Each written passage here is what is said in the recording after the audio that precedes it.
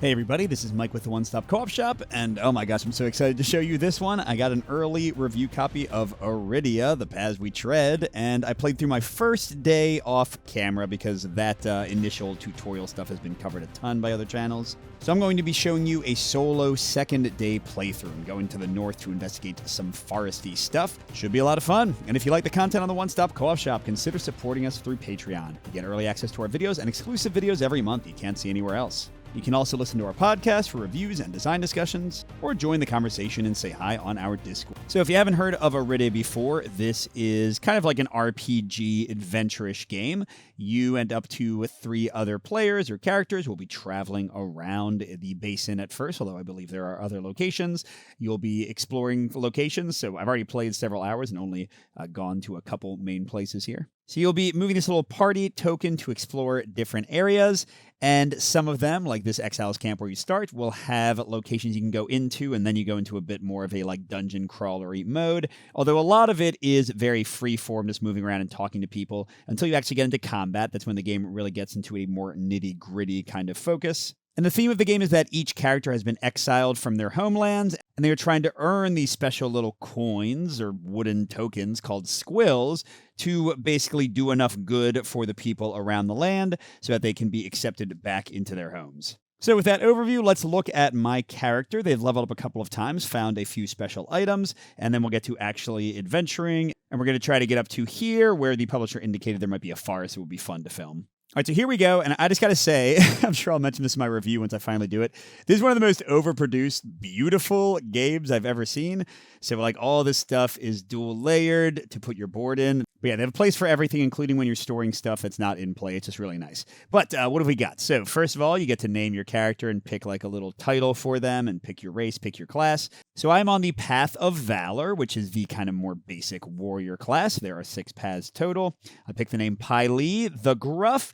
I am an orc, which gives me my leveling up and my starting statistics and stuff changes based on your race, and also you get a special ability. And yeah, I have the Enduring ability, which basically makes it easier for me to travel longer in that overland map. You get a nice little card to reference with FAQ questions right on the back for every skill. It's freaking great. I have leveled up twice. You start at level 0, so I've leveled up to level 2. I did spend all my experience, which would be stored here. You can hold up to 4 squares worth of items in your inventory. I've got my starting practice spear there. The cube shows that I can throw it. Cubes are basically uses for items. I've got 1 use of that Enduring ability for my orc. I started as a Path of Valor person with Spin Attack and Shield Charge. Spin Attack lets me hit a bunch of people around me. Shield Charge lets me charge forward and hit people with my shield. And then I have leveled up into Discipline and Weapon Master, which come from the Path of Valor skill tree. So you can do any of the ones initially that are on the left, and then when you have arrows pointing to them, those are prereqs, and you need to have every prerequisite before you can get the next thing. So for example, I couldn't get Warning till I had both Field Repairs and Protect. And Discipline gives me extra cubes that can be used as stamina points or as combo points in combat. So basically they're just nice extra resources that I get back whenever I rest. Now, Weapon Master I have not mastered yet, so when you get a new skill, you keep it on this side at first, and it tells you what you need to do to master it. Sometimes it's pretty simple, like Weapon Master is pretty straightforward. It says equip a weapon from your inventory and attack with it in the same turn. Once I do that, it'll be mastered, and I'll get whatever the ongoing bonus is. In this case, it's going to let me switch between my sword and my spear really fluidly. I've also got some coins for level 1 coins.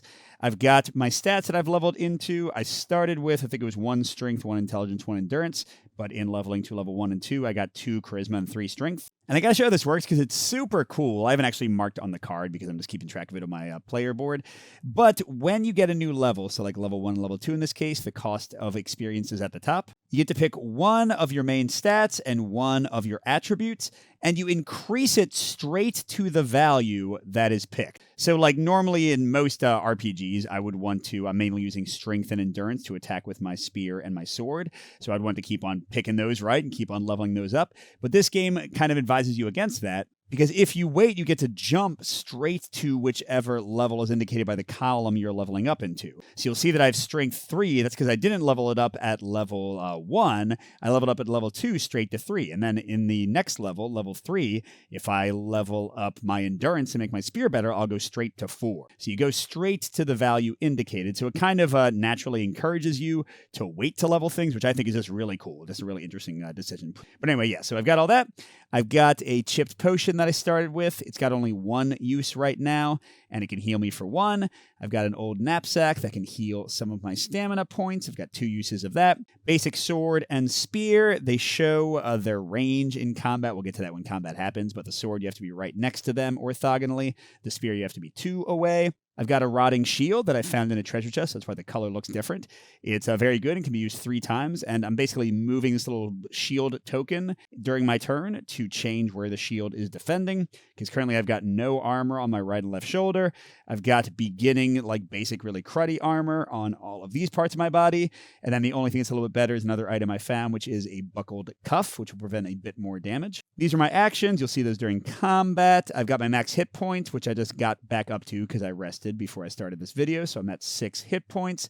I'm at 2 max magic points, which is right now just used for my shield charge ability, and I'm at 3 max stamina points. And again, you've got these lovely cards that explain everything for any of your items, so it's really like a nice production overall. But that's what's going on with my character. I can charge people with a shield. I can throw a spear at them. I have extra discipline for extra stuff. I'm able to switch between weapons easily. But let's get to adventuring and actually see what's going on in the basin. All right, so when I'm on the world map, I can interact with things in my space. So right now I could go to the POI, which is basically the camp where I can sell stuff and heal and such. I could also go to Big Zero, which would take me to one of the main maps, but I've already done everything there, at least for now.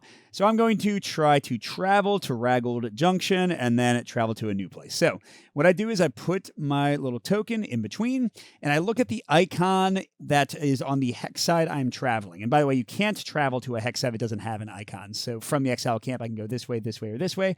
I cannot go that way. I would have to go up to here and then down to there. But yeah, this one is a signpost. And I flip the topmost travel card, we got lucky here, and see what it says. So it says, turned around. If I had been traveling over any of these icons, I would have some kind of negative thing happen. But here I just discard the card. I pass this way easily. Heck yeah. So I go straight to Raggold Junction, and let's do it. Let's go again over another signpost. And this time, not so lucky. The journey is difficult and your spirits sag. So when these things happen, you have a choice. It says each exile can pay 1 stamina point and then discard this card. But if I don't want to pay that stamina point, I go to Downhearted. Exhaust this token. So you have these 3 wooden travel tokens. And if you exhaust a token, it doesn't do anything immediately.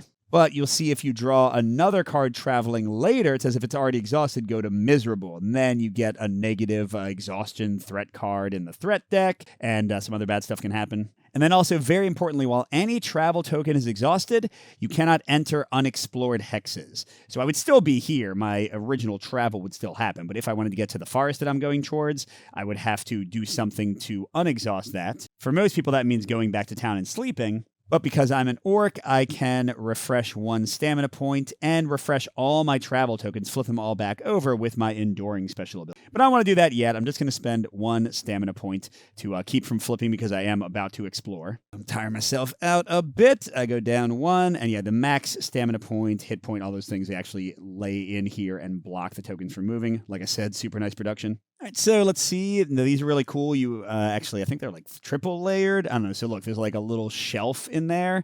So you can push the tile down and then place it back in. So I have found the Fields of Lear. And that does have a long 4. That means I could enter here and have some kind of encounter. But I'm not going to the fields. I'm going to the forest. So I'll come back and deal with that one later. But let's go ahead and travel along a forest icon. I don't think this will go well for me. And indeed it doesn't. It's difficult to find your way. So each exile pays 1. Otherwise, you go to a disoriented. And yeah, it's the same thing. Exhaust this token and discard it. So in this case, because I'm already as explored as I want to be, because I think I'm probably going to just do the forest and then go back to town and rest, I'm going to exhaust this instead of spending another stamina point. And, if I need it later or exhaust some more tokens, I'll just use Enduring to get them all. All right, so I have traveled. Traveling is very straightforward. The game doesn't want you to spend too much time worrying about that. And I've gotten to the Tikal Forest. And again, this says LNG5. The LNG means long. These are different sizes and types of terrain tiles. So I'm going to go ahead and explore this forest. Let's see what's up here. So I go to, again, this game is just overproduced and insane. I go to the long terrain tiles and I find number 5. I pull it out. And because it's on this side where I can't see the actual terrain yet, this means that I've never been here before. If I had already explored here before and like defeated the enemies, then it would already be flipped over in the box. So I would kind of know that I've been there. So you get like a little description, a name. There's a forest trail. It has a 1 there, which is music I could play from the soundtrack to kind of build the ambiance. You follow the trail, twisting and turning through the forest. The mountains to the east appear to be drawing closer. The foothills begin to break up the terrain before you. It's got the flip icon, so we flip it over. And what have we got? We've got little squares for movement. We've got different borders for the squares. So black squares, like in the trees here, are called obscure. You can freely move into them. They don't cost any more, but they will prevent ranged combat attacks from going through them. So think of them as cover. And that's all we've got. Sometimes you'll have double white lines, and that means that it's difficult terrain that costs twice as much. Oh, never mind, we got these. These are impassable, these solid white lines. You can't move into those at all. All right, so I am here, and I have to go on to a space that is adjacent to where I just came from. So this says Hex C1, which is where I came from. So boom. Oh, by the way, these are really cool. You have these miniatures, 1 for each path, and then you have different heads for the male and female versions of each of the races you can play. So here's my Orc Pily the Gruff miniature. Boom. All right, and at the moment, there's nothing else here. So when you're not in combat, I very much appreciate this. You can just freely move wherever you want until you actually like find something to do. So I'm going to go straight down here, and you'll see it says MED, medium 4. That means that when I'm on this space, I can move on to medium 4 and explore. Now, you cannot explore if there are any enemies on your current tile. If there are any of these event tokens, that mean you have to like do something first before you can move on. The foothills, just beyond this small clearing, you see the rising faces of the foothills leading further up the mountain. Puckle bandits stand ready, guarding the mountain pass. Oh, I haven't fought bandits before. If you have key 10, which I do not, then ignore the foe turn for the first round. If you not have T10, ignore the XL turn for the first round. So key items tend to stick around and do something special for you. In this case, it appears that I could have, learned that the bandits were here and not been ambushed for them or by them. But that didn't work out. All right, so this is LNG5. So I connect where it says LNG5 to where it says medium 4. And we got some foes. So we are immediately going to switch from adventure mode to combat. This is where the game gets all of its major mechanics. And I'm going to place a foe 16 here and a foe 16 here. And once I defeat them, then I can move on to long number 6. So kind of like the maps, they have really nice card holders that divide up all the cards. Some cards are active and some are inactive, and you just kind of move them back and forth. You also banish cards as you deal with them, so it just keeps everything well organized. Reminds me of something like 7 Citadel or 7th Continent. And yeah, it's telling me to draw foe 16. So foe cards will tell you how many are involved. So in this case, we've got Puckle Bandits, 2 of them. And again, just a really nice card with FAQ and all of their behavior and stuff. So let's look at these guys. A small Puckle glares at you. It brandishes a blade of grass and gargles menacingly. Gargles. So I'm going to get figures in a second. This is awesome too. This tells me, hey, go into combat music mode. And these guys are level 1.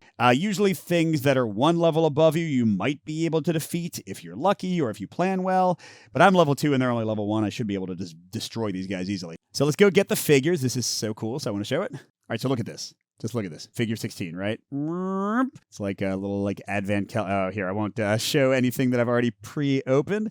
Yes, I'm going to go get figure 16. And look, fully painted. These are so cool. Puckle bandits. Oh, they're little grass stuff. It's just awesome. Now, in this case, these guys are mobs. So I'm going to flip them over, and they each have a color. So green and brown. And he has little colored bases that just slot right in. So the green one, number 1, is going here, and the brown one, number 2, he's going there.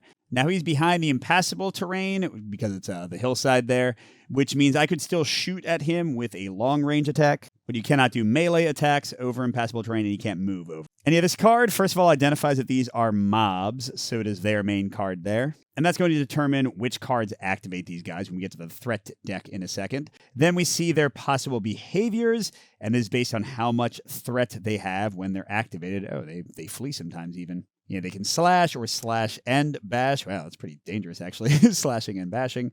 This is the reward you get when you defeat them. And each of them individually has these little spots, which is how combat works. You are literally swinging your sword in different directions to fill these spaces.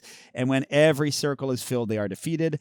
Now, for both of these guys, you'll see they have a little blue square on that hit point, and that shows that they have their shield there. So unless you have a piercing attacks, which currently I do not, unfortunately, that's going to be harder to destroy and damage. Here, adjust the angle a little bit. There's other cool stuff going on, but for now, let's get to their first turn, because you always do a foe turn and then a player turn. If I was playing with 2 or 3 or 4 people, we'd do the foes and then me. The foes and the next player.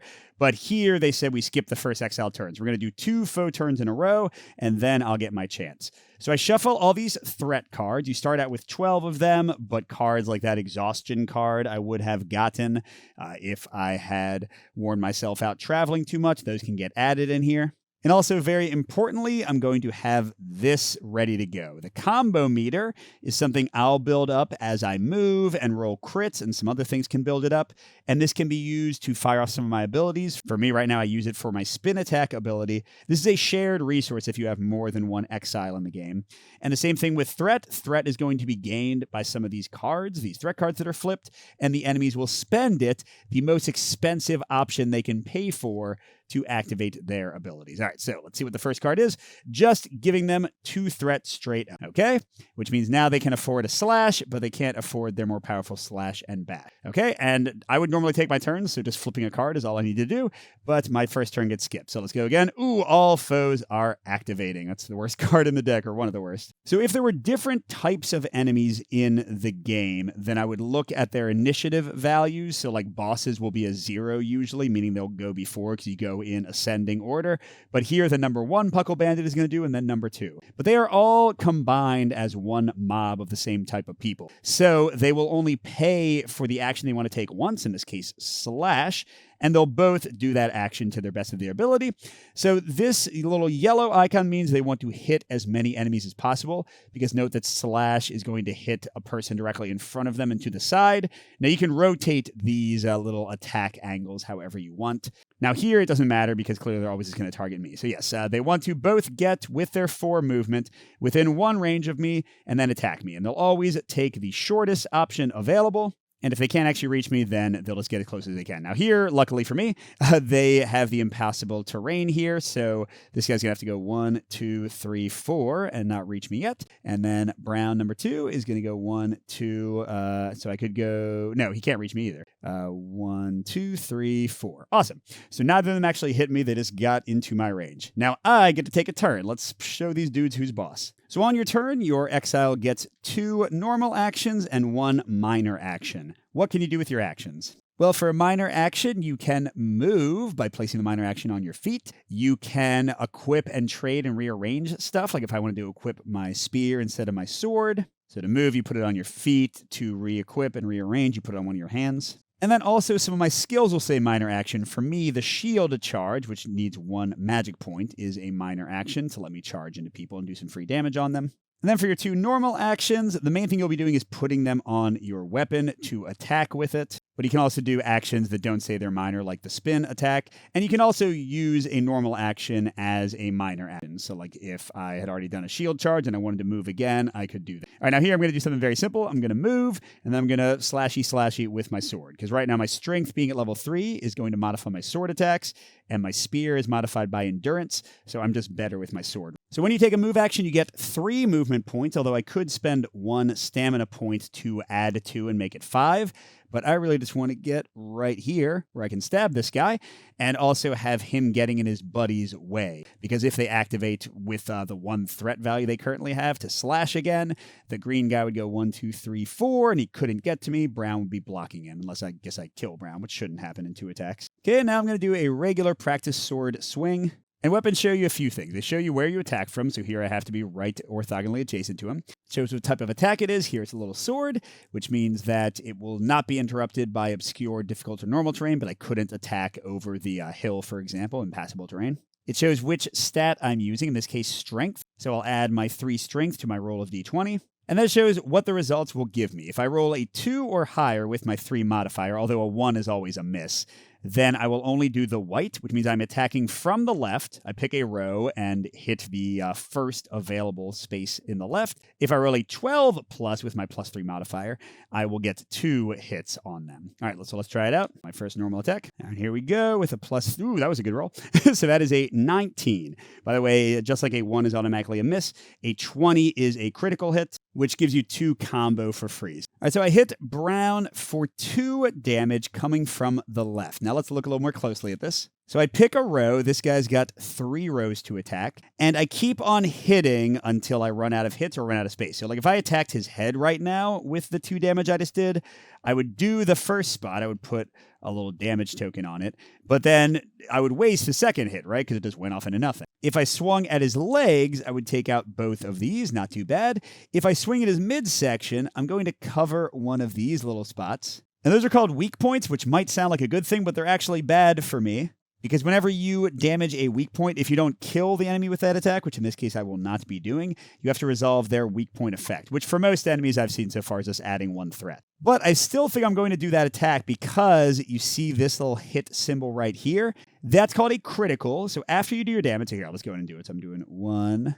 and 2, so I have not gotten to the shield yet. After you do your damage, if your damage crossed over, like going in the correct direction to cross over a critical symbol like I did here, then I get a free damage on the spot being pointed to. So here, because I got his midsection so well, I also took out that head spot that would have been more annoying. So all that's left are his 2 legs, and I got to double hit his shield, once to get rid of the blue token, another time to actually defeat it, and then he'll be gone. But I did hit a weak point without defeating them.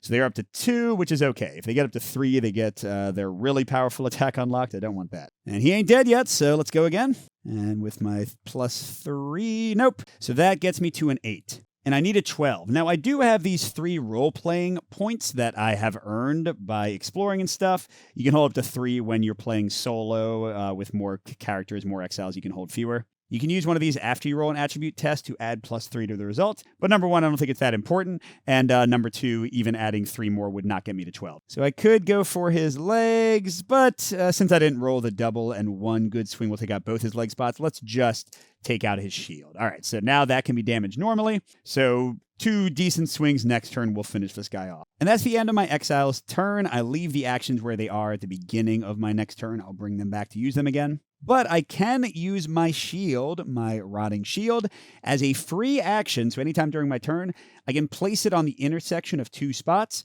meaning that if I get attacked in either of those spots, the shield will block it. Now let's see, where are these guys going to attack me? Because this is a really cool part of the combat system too. So if I look right now, they can only pay for slash. And slash is a blue hit die to do 2 damage. Ouch. So these different dice are used. The enemies always hit you, like they don't have to roll to actually hit and see how much damage they do. They instead are rolling to see where they hit you on your character. So you always orient the dice to have the little extra foot symbol at the bottom. There you go, see it matches this. And when you roll these dice, all of the dot spaces show you where you could be hit. So with a blue die, they're always going to hit your side. And then the black spot is where you are actually hit. So I've got good enough defense to stop 2 damage here. Not quite enough here. I have nothing on my left shoulder, nothing on my right shoulder.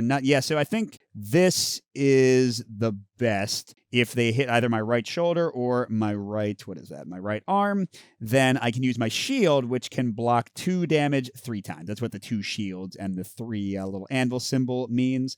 I can use that to block 2 damage up to 3 times before I have to repair it. So there we go. I've got some potential defense, although if they hit me in the shoulder, it's just going to suck and I'm going to take some hit points. But I shouldn't get ahead of myself. They might not even activate. Nope. Oh, they did get a ton of threat, though.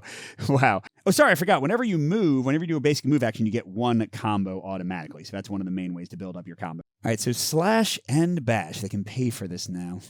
So first they slash and then they bash, which attacks. If possible, push the target 1 square. Otherwise, 2 damage instead of 1. So I want to be able to be pushed. That's it's nasty. Okay. Remember, this guy's almost dead, and then I can potentially run out of the other guy's range. So let's do our ordinary attacks first. Let's do my practice sword. And if I can hit with both of these and get a good hit with one like that, that's going to do 2 damage. So let's sweep the leg on the puckle. And here's my second action. Whoa, that still works. That still works. Only a 1 is an automatic hit on my sword. A 2+ gives me a single point of damage. So boom, he is immediately defeated and removed. Bye-bye. But for mobs, you only gain the reward when you've defeated all of them. So I don't get anything yet. Okay, and then what was the range on Slash and Bash? He can run 6. So I'm going to use my minor action to move, getting me a combo. I can move up to 3. So 1, 2, 3, 4, 5, 6. So yeah, if I just go the full distance away, 1, 2, 3, 4, 5, 6, boom. All right, so I kind of hope that actually he charges at me. Perfect. So mobs activate. If there were no mobs, I would add X threat. X equals the number of exiles in the party. So they're going to spend 3 to do the best action available to them and go 1, 2, 3, 4, 5, 6.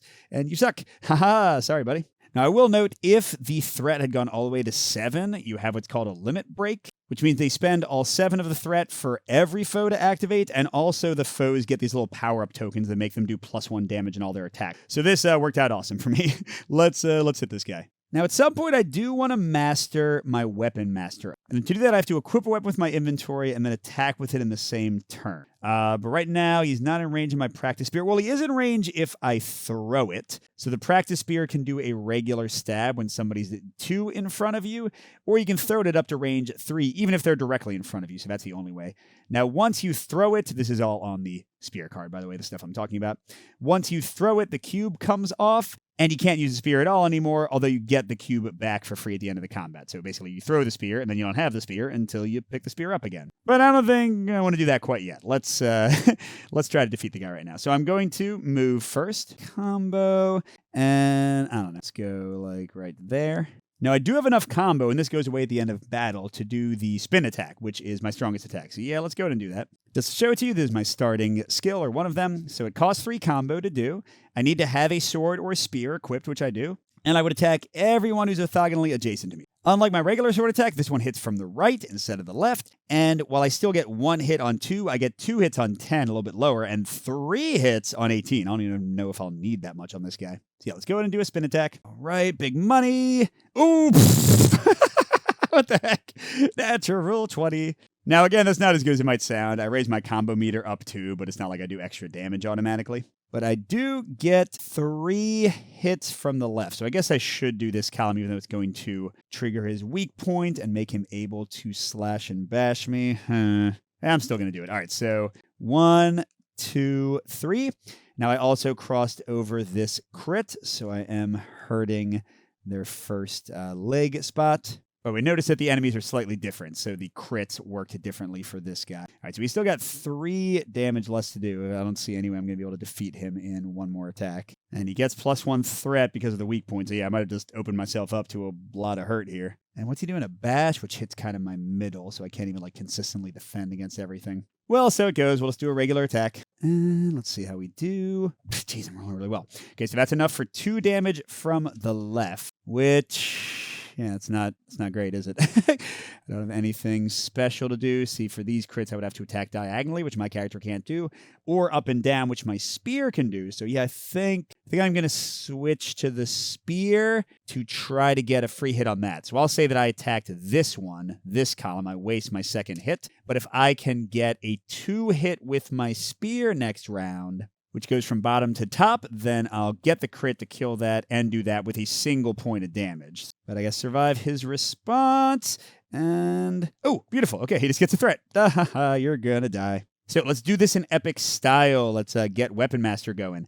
I'm going to use an equip action with my hand, a minor action, to switch out my spear and my sword. I'm going to attack with my spear. Now, he's right in front of me, so I have to throw it at him. I cannot use the regular stab on it. And this uses endurance instead of strength, so I get +1 to my roll. But again, a single hit here of 2+ will be fine. Have at thee!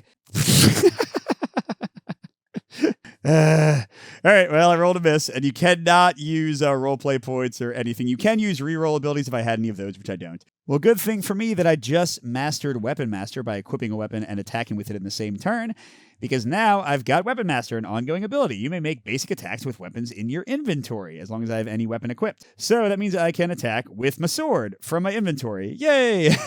Now, unfortunately, there's no way for me to finish this dude off, or is there? Because I could do a spin attack by using the 2 combo I have, plus 1 combo for my discipline. But no, that's just right to left instead of left to right. And yeah, I need up or down to get that crit to activate that would have killed this while also hitting that. Ah, well. So it goes. Probably going to get my butt kicked a little bit for that. What? I don't need that. Stupid 20s. Okay, so I get 2 more combo, and I get to hit him. I mean, 2, but only 1 will work, so it doesn't really matter. So now any hit will finish him off, but yeah, he's probably going to beat me up before that happens. All right, so if he attacks, he's going to do a side attack and then a kind of center attack. So I still think that's the best spot for my shield. Now, what you got, buddy? Oh my gosh, I am lucky. So a boss would activate, or X equal to the number of exiles, so I just increase threat by 1. Wow. All right, well, sorry, dude. Might as well make this a more epic finish and spend 3 of my 4 combo to spin attack, charge up like Link, and boom! And you are super dead. Okay, good. So I have defeated them. I'll keep them nearby, though, because often locations will use the same enemies a few times. Okay, what do I get? I get 1 experience, which are little tokens kept here. They have a 3 experience side as well. And currently, to level up to level 3, I would need 7 experience. And you'll notice it has a little mark that says EVT there. It's kind of small. That means that there's a special event. This is also printed on the location that you level up at. Something special is going to happen when I level up to level 3. Okay, and then I roll a loot roll. And this is not an attribute roll, so I cannot use RP to add +3. So on a 2 to 9, I'll get 1 money, 10 to 19, 2. And on 20, I get a random pathless, which means usable by any character, wood item from these little chests. You just kind of dig in there. You can try to get a specific shape, a small square or a rectangle, but you're not allowed to look at what you're actually getting. I already rolled a lot of 20s. I don't see that happening this time. But I wouldn't mind 2 money. Let's go. Oh, yeah. 2 money is great. All right, so with that, the combat is over. Combo and threat reset. This will get reshuffled if we have another fight. And then abilities that say that they reset after combat, like the practice spear has this little circling arrow with nothing in the middle, you get those back at the end of combat. But most things don't work like that. Like you'll see the chipped potion has a coin symbol. You need to actually go to town and spend to get that cube back. The discipline ones have this little purple symbol, which means when you rest to end your day. Same thing with enduring. So a lot of things are only usable once per day, like once per adventure you go on. Well, technically, you could go on a bunch of adventures. Oh, by the way, Weapon Master stays mastered forever. On my little board here, I can change it to a check mark, because as you level up, you're going to have too many skills to fit in your 5 spots. So you can go to the camp and retrain and switch up what you have equipped. I could take away Weapon Master and then put it back, and it would still be fine. But yeah, that was one whole combat. Went great. Got really lucky there. Didn't have to put any wear on any of my items. Didn't have to use any of my magic points for shield charge or anything else. Just a good time. So we switch back to adventure mode, and yeah, nothing else to explore here, so let's go to Long 6. I got to be on one of the adjacent spaces. Mountain path. You climb the path, stopping every so often to catch your breath. You notice the sun setting as you approach the rocky pass ahead. Oh, we're going to get to a big one? Jeez. All right, so this is going vertical. Okay. And yeah, nothing else. Wow. So no people, no events. You would have icons for all of these. I mean, not that I should meet some random people on a mountain path.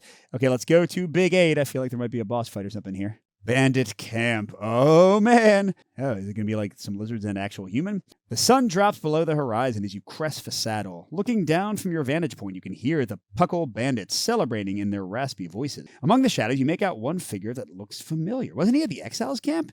Yes, you remember seeing that red-haired halfling. You hear his voice rising above the others. Going to be the most famous bandits in the history of the basin. The halfling holds something up in the firelight. This map is going to lead us to treasure beyond our wildest dreams. Oh, before flipping this map over, draw and resolve event 18. Interesting.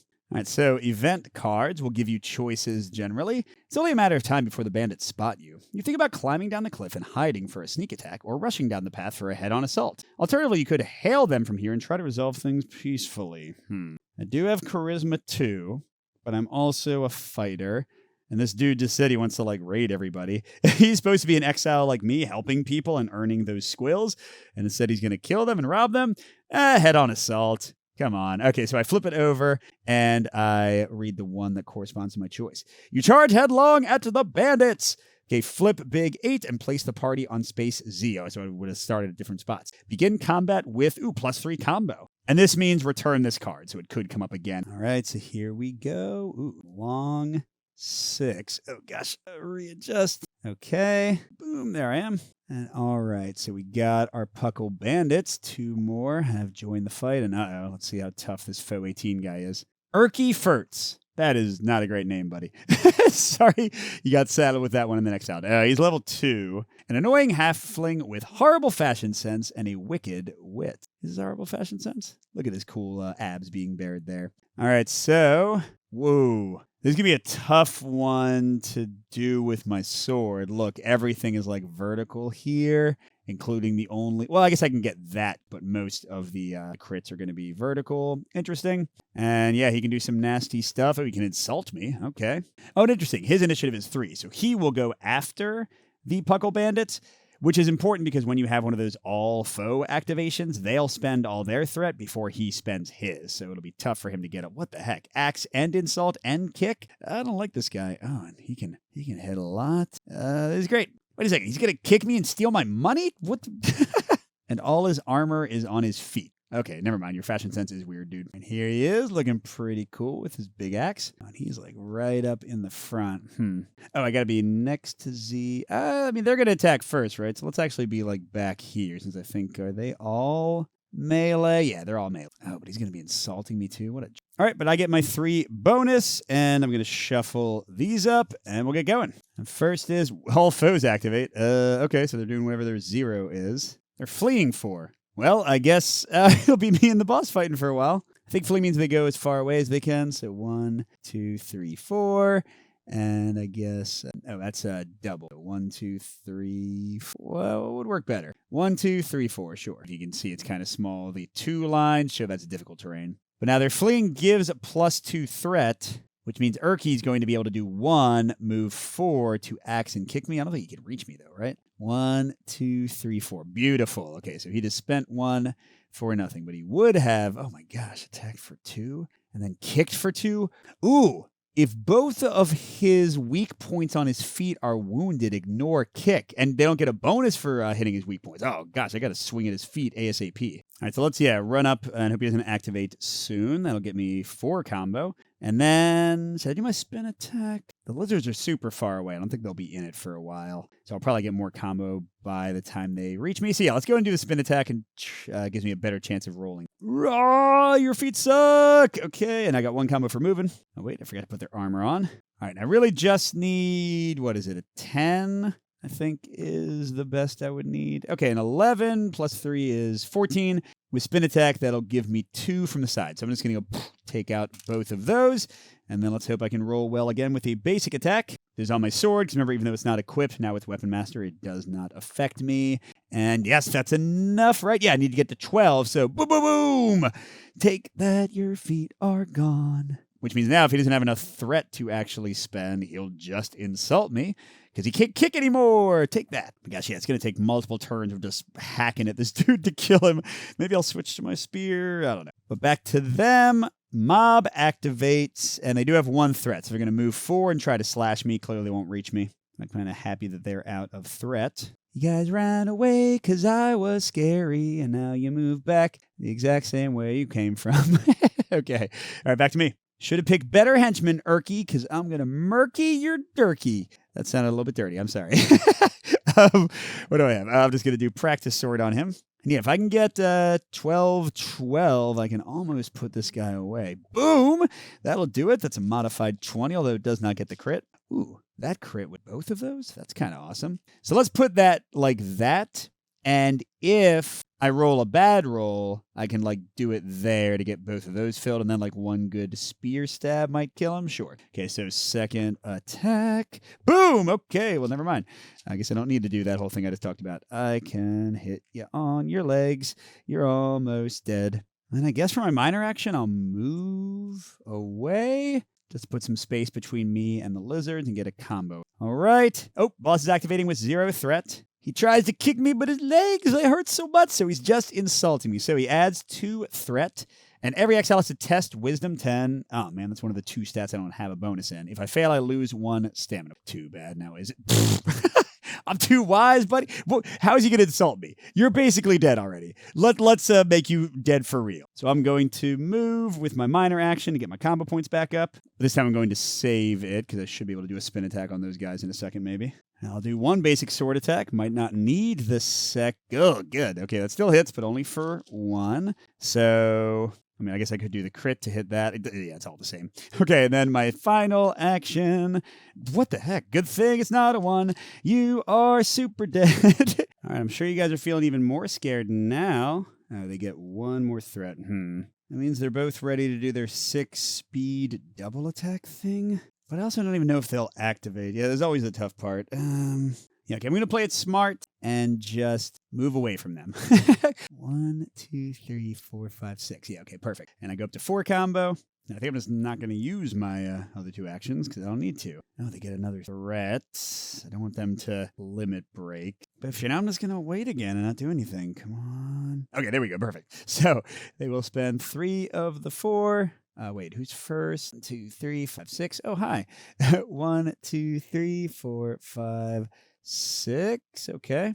There's no way for me to get them. Actually, hold on. I could have had him go there for 6. Yeah, because I'm trying to do something cool like shield charge into a spin. But we can't really do that yet. So I will just move 1, getting into their combo. I'm going to save the combo and attack with my regular sword. It's better with it.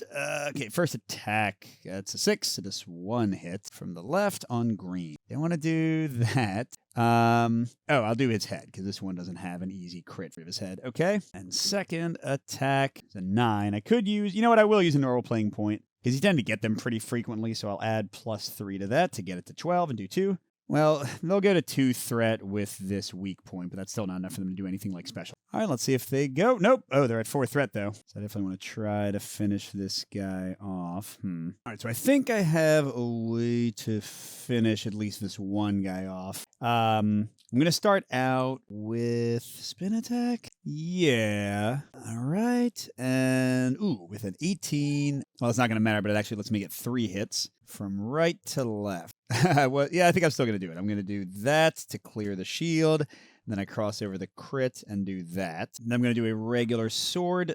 What the fridge? Okay, it's fine. Darn it. Can't kill the guy anymore. All right, well, I was going to use a shield charge, but now I'm just going to run away so I at least don't get hit by both of them. That gets me back to 3 combo. All right, if they do slash and bash, what was the kind of the defense thing on that? I think I'm just going to keep my shield in the same spot. All right, sort of expected that. So they're going to spend 3 threats to activate, and they're doing 6 movement and then slash and bash. So green's first, right? Good, because he'll push me away from the other guy. So that's 1, 2, 3. I could pick for him to go to either spot, but I want him there. So first he's going to slash me. So 2 damage on blue. Up. Crud, that's right. I don't have any defense. Yep. Down from 6 to 4. When you get hurt pretty quickly. I only have 1 healing from a potion. I can use a minor action or do it outside of battle. Right, but he ain't done. He's going to bash me. And that's right in the head.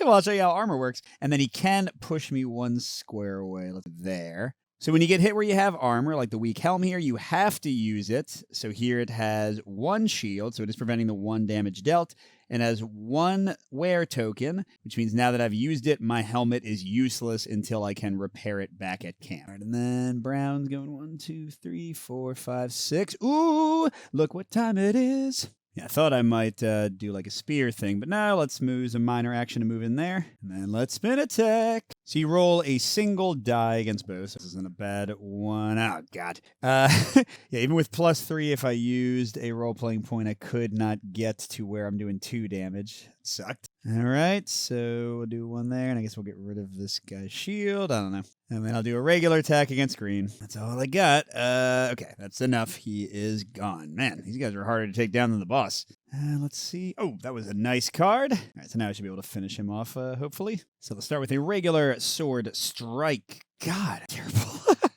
Okay, let's do another regular sword strike. Okay, that's enough with my +3 to get to 2 damage from the left. So yeah, I guess even though it's the weak point, well, that weak point will get him to slash and bash. I'm still gonna do it, I guess. Crit gets that. And then do I run away? I could do my shield charge, but I mean, it would let me do one more damage to him, but yes. So I gotta sell this move to get one combo. All right. Oh, ooh, okay. That was both good because he just doesn't attack, but also he's one away from limit breaking. But I should be able to finish him off. Okay, so let's move back. Now I kind of wish I had moved away. And regular sword swing, regular sword swing. I just need to get one good attack and not roll ones. Would be good enough with the role-playing point, but I'm going to just keep hope alive that I don't need it. So for the second attack, there we go. Okay, boom, boom, all dead. Let's get some rewards. So first for the regular guys, I get another experience and 2 more gold. And then I got another experience from up to 3. I got key 4 and event 14. All right, so key cards are things that you can use in certain circumstances. Ooh, what is this? Outcropping of white stones. Keep this card in the party inventory until you find a card with the exact text outcropping of white stones, and then draw a special event. So it looks like I want to look out for something on the world map like this. And for all your key cards, it's kind of cool. You can splay them, and they'll show you what you're looking out for. All right, now let's see the event. Urki defeated. When he sees they cannot defeat you, Urki sounds the retreat. Oh, does he? He and the Puckles run into the tunnel. What? As Urki flees, he yanks the rope and boulders begin falling from the cliff above. From behind the rocks, you hear Urki yell at the Puckles, "Wait, where's my map?" In their haste to leave, the bandits left behind their ill-gotten gain. Oh, I forgot he could have stolen from me. He never got to do anything. Okay, I trash key 10. Oh, that was one that would have prevented the ambush and event 18. So even though I don't have these, I believe I trashed them just so I can never get them again. All right, flip this card over and place on big 8. Oh, so it's actually changing the location. There we go, kind of like that. So we get a path chest and key 13. We can collect both of those. There are tokens to put on there, but we might as well grab it. Ooh, path is going to be fun. So this is unique stuff for my character. And again, I'm trying to get larger ones. We're going to get a new weapon. Let's see. Oh, I got a better spear. Let's compare. All right, so same basic attack range. Oh, this one can be thrown 4 spaces instead of 3. Oh, okay. And this one is identical, except that if I get really good rolls, especially if I increase my endurance, I can get 3 hits. Pretty cool. And each call out one can be sold for 1. There's not really any point in me keeping this spear. Although you can only hold as many things as you can fit in your inventory, otherwise you can put in your stash. For now, I'll do that. Technically, the spear gets its token back. But when I get back to civilization, I can sell that for another coin. I mean, I guess I could keep it just to have like an extra thing to use with Weapon Master and to throw. But yeah, I think just a good spear and a good sword are fine enough here. Let's see what Key 13's about. There are boxes of pungent herbs. It looks like the Puckle bandits didn't know what to do with them, so they've been left untouched. Keep this card in the party inventory until... Oh, okay, so this is like a shipment of herbs that needs to go back to somebody. It must have been a quest if I'd gone somewhere else. Maybe that would have given me the event 10 to avoid the ambush. But yeah, for now, I'm just going to hang on to this. And here, to show you what I meant earlier, so now I can just display all of the sort of pending quest things I have, and then whenever these things come up, I'll be ready to go. After collecting both key and the chest, flip this card and go to Quiet Night. After looting the bandits' hideout, you stay the night here, enjoying the fire and food. Oh, so this is going to be the end of the day, so I'll probably stop the video here, but let me show you what happens when you do this. So you draw a day card. These are in a set order, so I just used the day 1 card. I'm now going to flip day 2. As you wake from your sleep, the dawn floods in, welcoming you to another splendid day. You strap on your pack and head out into the world. Okay, the first time this card is drawn, and this happens for a lot of these apparently, I haven't seen it myself. Add travel 41 to the bottom of the travel discard pile. So now next time I go through the entire travel deck and reshuffle it, I will get a unique travel card. So things will slowly be added. This day deck's also supposed to get longer. I haven't looked at it yet, but the day 3 is supposed to add another day card, so you're going to slowly unlock more and more cool things. But yeah, so what happens when we rest? We recharge anything that charges on rest. So if I had used Discipline, which I didn't, if I had used Enduring, which I didn't, I didn't get my roleplay point back either. Yeah, this was actually a more combat-focused place. The last few places I had NPCs and like side quests and stuff. But I do get all my hit points back. I didn't use magic points for my shield charge. And I get a stamina point back. Oh, and I shuffled the travel deck. I don't think I remember to do that after the last day. So I guess the other travel cards I added could have been encountered. Close this location. I'm going to put it back, but it's going to show up in a different color. So I know that I've basically done everything there. And trash this card. All right. All right, so that is the end of one little session of Arydia. I'm going to go and off camera play a whole bunch, get through the basin and maybe the next location too before I do my review of the system.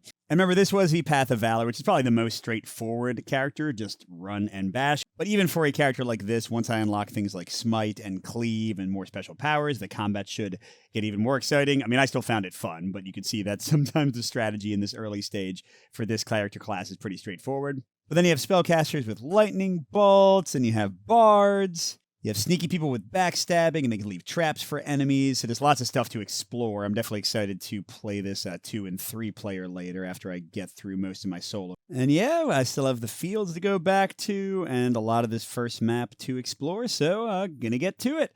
But thanks for watching, everybody. Hope you enjoyed this early look at Arydia's final form. It is just such a nice production. It's kind of crazy. And a special thank you to our biggest Patreon supporters, J. William F., Steve Wren, Nick Skeen, Pedro Lucas, Miles, and Wayne Scott. We will see you at the next stop.